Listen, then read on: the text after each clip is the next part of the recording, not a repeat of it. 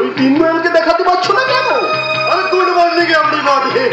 আর বিশেষ কাজে আমরা আটকে গেছিলাম, তাই আসতে আমাদের একটু দেরি হয়ে গেল। আর একটু এই তো চন্দনে, এই তো সেই ডক্টর দিনদয়াল আর সেই নার্স। আপনি কি বলছো? এই তো বিখ্যাত ব্যবসায়ী মিস্টার বনমালী দা আমাদের সঙ্গে ব্যবসায় পার্টনার হিসেবে এসেছেন। মিথ্যে কথা, সমস্ত মিথ্যে কথা।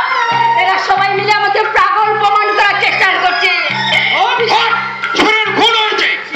ছি ছি ছি বাবু, আপনাদের সাথে ব্যবসা করতে এসে আমাদের মান সম্মান নিয়ে টান পড়লো। দাদা চলো, এখানে থাকতে আমার একদম ভালো লাগছে না, চলো। খবরদার কেউ বলবার চেষ্টা করো না। All of you under arrest.